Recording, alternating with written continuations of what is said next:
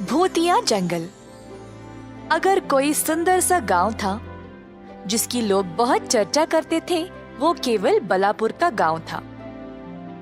पर इस गांव तक पहुंचने के लिए सिर्फ दो रास्ते थे, एक नदी से और एक जंगल के बीच से। बलापुर के गांव में बाहर से ज्यादा व्यापार नहीं होता था, तो रजोल नामक एक आदमी गांव में बहुत सारी चीजें लाता था बेचने के लिए दुगने दाम पर। गांव के लोगों के पास और कोई रास्ता नहीं था, क्योंकि वहाँ और कोई व्यापार नहीं करता था।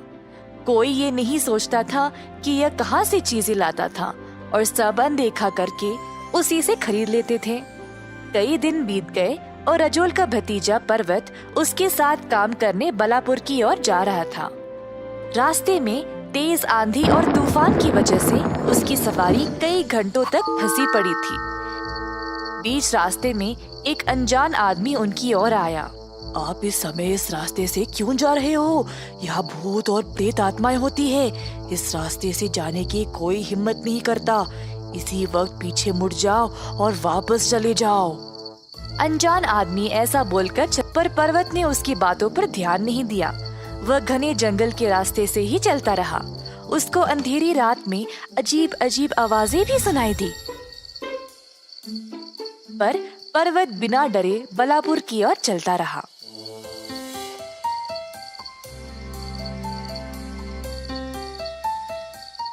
जब वह बलापुर पहुंचा, सब लोग उससे पूछने लगे कि वह इतनी रात को जंगल को पार कैसे किया।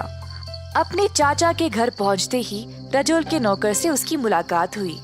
ऐसे क्यों देख रहे हो मुझे? आप सच में जंगल के रास्ते से आए हो क्या?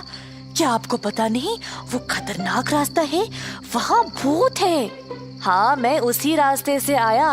अब क्या होगा? कई सालों से लोगों का ये मानना है कि उस जंगल में कोई डरावनी चीज है, इसीलिए रात के समय उस रास्ते से कोई नहीं जाता। कई लोग जिन्होंने अकेले यात्रा की है वे आज तक लापता है, इसीलिए सब लोग तुमको देखकर हैरान रह गए। खैर, आपके चाचा बहुत थक गए हैं, आपसे सुबह मिलेंगे। शुभ रात्रि। पर्वत नौकर की बात सोचते हुए सोने चला गया। उसने अगली रात को जंगल में जाने का निर्णय लिया, ये देखने के लिए कि असल में वहाँ है क्या। अगली सुबह पर्वत अपने चाचा से मिला। उन्होंने उसका अच्छे से स्वागत किया और पूछा कि वह इतनी रात को जंगल के रास्ते से आया क्यों। रजोल ने बोला कि वह कभी भी ऐसा ना करे।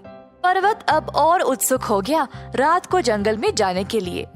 हुई रात और पर्वत गया जंगल में, जहाँ पर उसको फिर से डरावनी और अजीब आवाजें सुनाई दे रही थी। आवाजों का पीछा करते करते वह एक पेड़ के पास पहुँचा। पर्वत पेड़ के ऊपर चढ़ गया आसपास देखने के लिए। अचानक से उसने 4 आदमियों को सीधे चलते हुए देखा। एक आदमी संदूक उठाए आवाजें करते चल रहा था और बाकी के 3 बोरियां ले चल रहे थे। पर्वत चोरी छुपे उनका पीछा करने लगा और देखा कि ये आदमी फल, लकड़ी और कुछ सामान लिए जा रहे थे।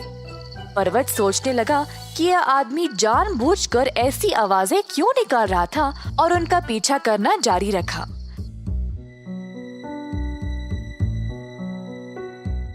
जल्द वह एक खुली जगह पर पहुंच गया, जहां पर एक गोदाम था। आदमियों ने सारा सामान इधर उतार दिया, पर उधर केवल 4 नहीं, बहुत सारे लोग काम कर रहे थे।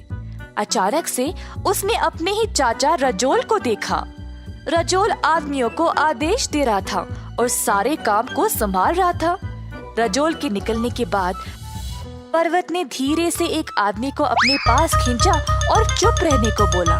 उस आदमी से पूछताछ करने पर पर्वत को पता चला कि जो आदमी लापता हुए वे सब यही थे। रजोल ने इन आदमियों को लापता किया और अपने फायदे के लिए उनसे काम करवा रहा था। उनको धमकी देकर जंगल में ही रख रहा था और गांव में उसने सबको बोला है कि इस जंगल में भूत और प्रेत आत्माएं हैं, ताकि इस गांव में और कोई न आए उसका कारोबार खराब करने। उस कारीगर की मदद से पर्वत ने सबको इकट्ठा किया और उनको बलापुर वापस ले गया।